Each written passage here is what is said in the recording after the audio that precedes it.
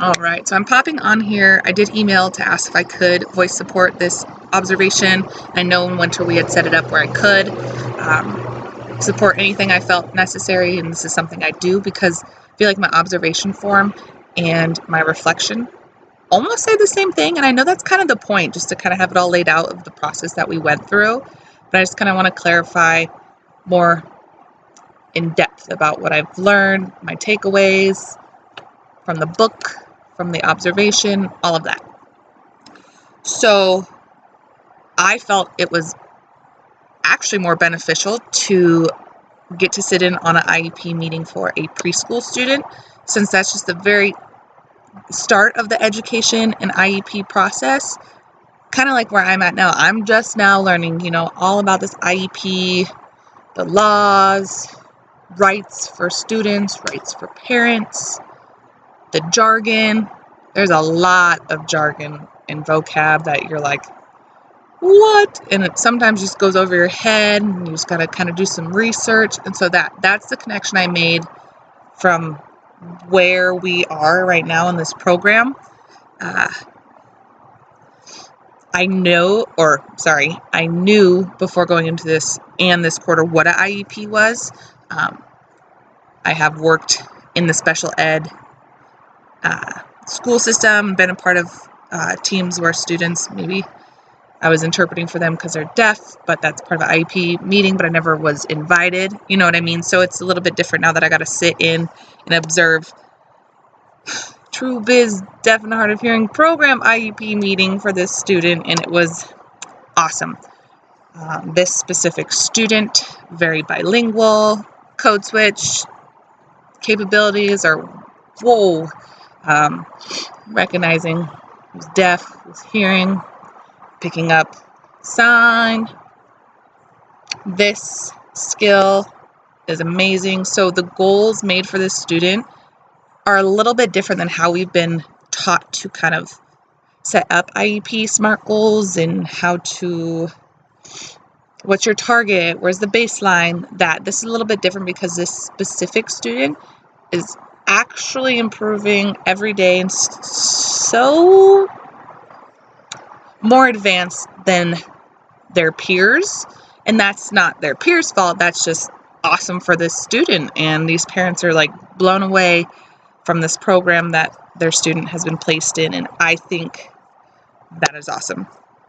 My connections that I saw in regards to the questions you were asking us to answer, there were 7 professionals, including myself, just sitting in, not including myself, I'm sorry, and then 2 parents. That is very overwhelming. You have this panel of people throwing out all this language and this vocab and telling you about rights and all these, acronyms.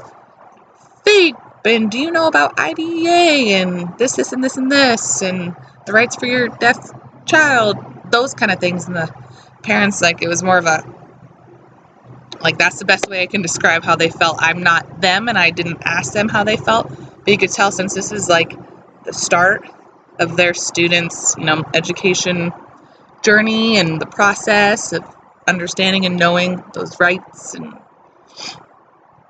the requirements that the state must provide for their child,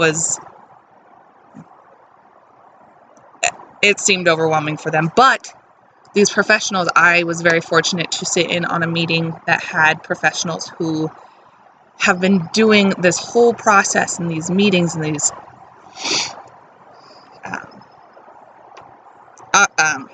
doing these IEP meetings for quite some time, so they know what to say it, when to pause, when to include the parents.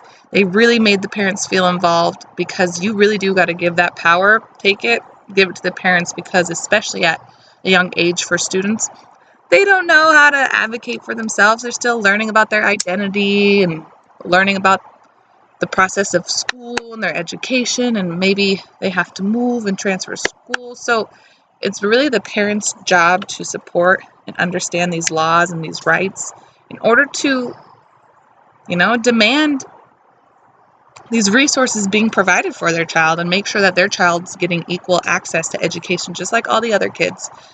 and the professionals, SLP, ASL specialist, TOD, special ed director, all would be, talking or signing, whatever their preferred language was. Pause, make that eye contact with parents, and really did it like a good job at making sure the parents knew that they were there for support in the best interest of the students. So everything was very thoroughly explained, and they did a very good job at promoting the positives of those parent-student and how far they think that student can go. Like, the changes that had been made over 1 year, they're like, imagine 4 years down the road, 5 years, 6 years, those kind of things. They did a really good job at supporting the parents and making sure that they felt comfortable after the meeting with everything. And if they had any questions, don't even hesitate to call or contact. And it was a fabulous opportunity. There was a lot of paperwork. I do want to add that when I'm reading in the book, I remember, there's documents you have to sign. It's all about documentation when it comes to the law and the rights and research. And there was a lot of signatures going around, who was there, the agreements, we discussed this, right, sign here, those kind of things. So I got to see a little bit of that as well.